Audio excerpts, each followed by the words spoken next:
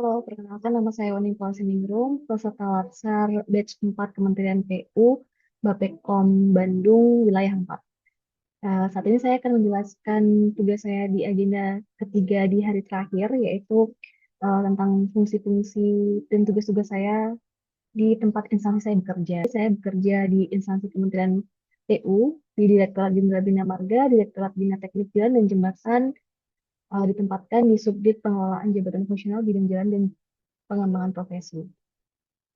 Lalu di Direktorat Jenderal Bina Marga sendiri itu memiliki fungsi-fungsi yaitu merumuskan dan melaksanakan kebijakan penyelenggaraan jalan nasional sesuai peraturan, melakukan kebijakan penguatan konektivitas prioritas nasional, menyusun norma, standar, prosedur, dan kriteria penyelenggaraan jalan, memberikan bimbingan teknis, supervisi, evaluasi, dan pelaporan penyelenggaraan jalan, lalu melaksanakan administrasi Direktorat Jenderal Bina Marga dan tugas lainnya dari Menteri.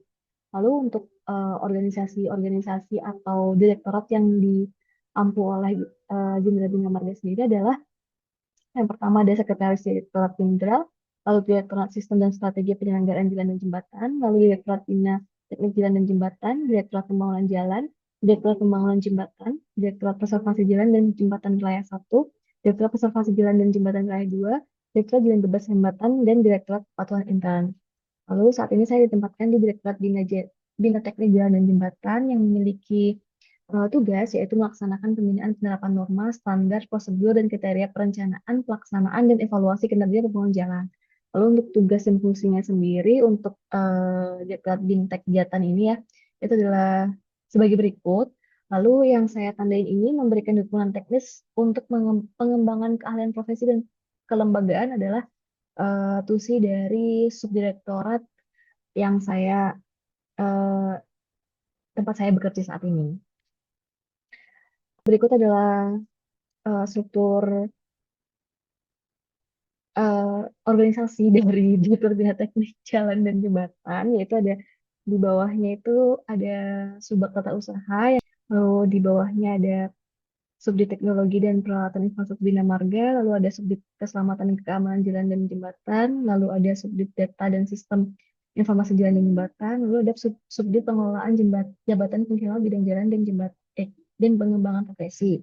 Lalu di bawahnya lagi terdapat ada balai-balai atau UPT yang diampu oleh Bintek Jatan ini. Lalu selanjutnya berikut adalah eh, Subdit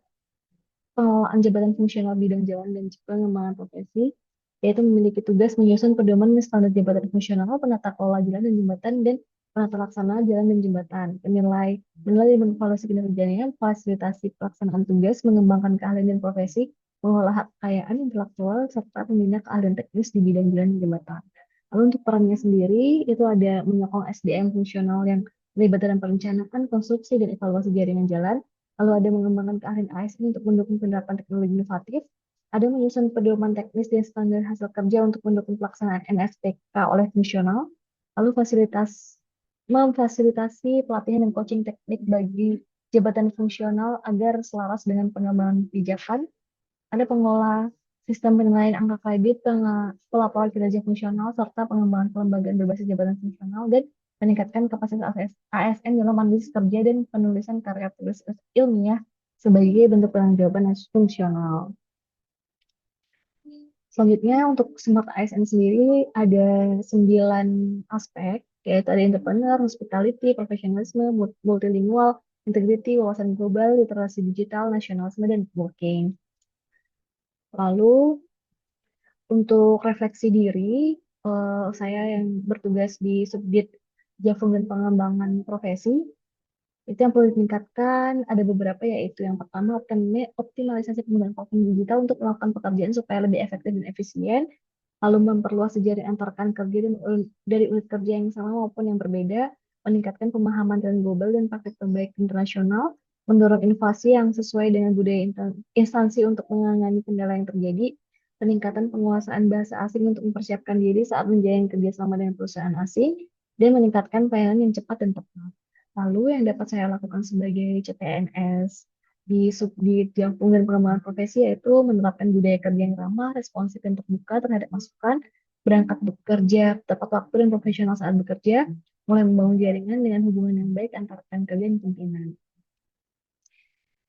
Sekian penjelasan saya untuk tugas kali ini. Semoga bermanfaat. Terima kasih.